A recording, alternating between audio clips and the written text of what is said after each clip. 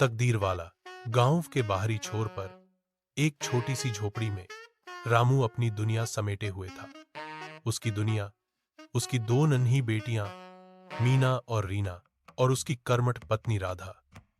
सुबह की पहली किरण फूटते ही रामू की दिनचर्या शुरू हो जाती थी।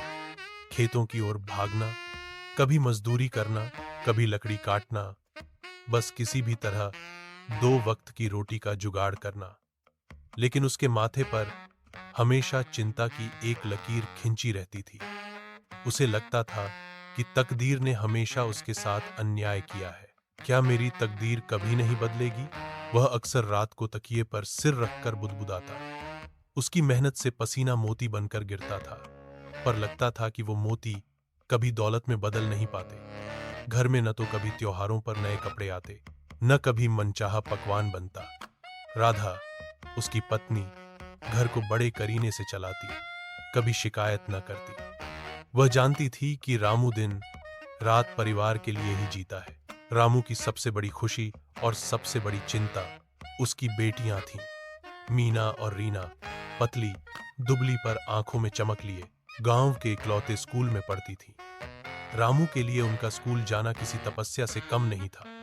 जहां बाकी घरों में बच्चे घर के कामों में हाथ बंटाते थे, रामू ने ठान रखा था कि उसकी बेटियां पढ़ेंगी ताकि उनकी तकदीर उसकी जैसी न हो। कभी फीस के लिए, कभी किताबों के लिए उसे न जाने कितने लोगों के आगे हाथ फैलाने पड़ते, कितनी अतिरिक्त मजदूरी करनी पड़ती। हर सुबह जब वह उन्हें स्कूल के लिए तैयार देखता तो एक पल को उसे गर्व होता और अगले ही पल डर सताने लगता। क्या मैं इन्हें वो जीवन दे पाऊंगा जिसकी ये हकदार है? एक शाम रामू बहुत थका हारा घर लौटा। दिन भर की मजदूरी के बाद भी उसे बस इतने पैसे मिले थे कि दाल रोटी का ही इंतजाम हो पाता। बेटियों की स्कूल ड्रेस पुरानी हो चुकी थी और वे दोनों नई ड्रेस की बात कर रही थीं। रामू का मन भारी हो गया। मेरी तो तकदीर ही फूटी है, उसने मन ही मन कहा। उसी रात खाना खाते वक्त राधा ने कहा, आज मीना और रीना ने स्कूल में बहुत अच्छा काम किया है। मास्टर जी कह रहे थे कि वे बहुत होशियार हैं। रामू ने बस हूं की। उसकी आंखों में उदासी साफ छलक रही थी। तभी मीना, जो बड़ी थी, अपने पिता के पास सरक आई।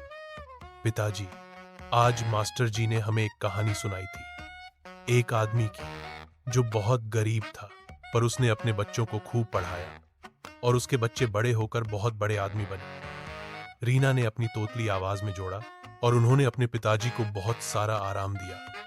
रामू ने उनकी तरफ देखा। उनकी मासूम आंखों में एक अनकहा संकल्प था। मीना ने रामू के हाथ पर अपना छोटा सा हाथ रखा।